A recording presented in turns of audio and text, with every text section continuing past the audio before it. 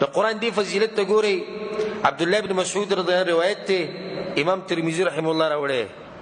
رسول صلی الله علیه وسلم وی من قرأ حرفا من کتاب الله، چا چې د الله د کتاب یو حرف وی یو، فله حسنه، الله بوله بنیکی ورکوي، والحسنه بعشر امثالها، او یو نیکی لس ګناه. نو څو نیکیانې شوې؟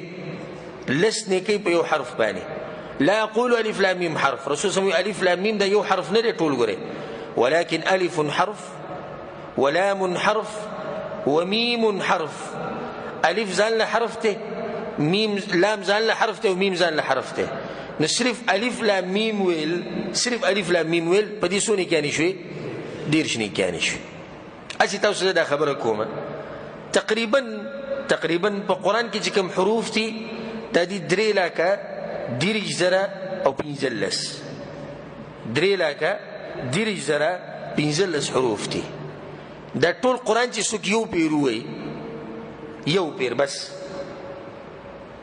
او په هر حرف ول الله صرف لس نیکیانې ورکړي. کله کله ګوره الله د لسو نه زیات هم ورکوي، ځکه موسم ګوره لکه اوس رمضان شو، د حج ورځې شوې، یا په غورځې کې ووایي، لکه مسجد حرام کې دي ووایي، مسجد نبوي کې دي ووایي، مسجد اقصا کې دي ووایي. دا برکتي ځایونه دي، الله بېشماره اجر هلته بیا نور ډېر ورکوي. خو موږ به وایو چې الله صرف په یو حرف باندې لس نیکیانې ورکړي ځه، او د ټوټل ټکي تقریبا وي 3,15,015. نو دته چې کومې نیکیانې میلاویږي هغه 3,02,10,000 نیکیانې دته میلاویږي.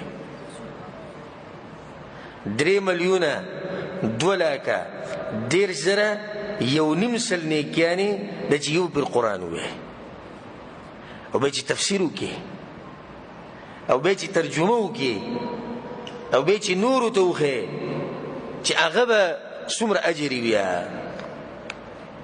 نو دا د دې ټکو د دې حروفو د عدد ما تاسو ته دې لپاره ووایي چې تاسو کې هغه جذبه ډېره شي.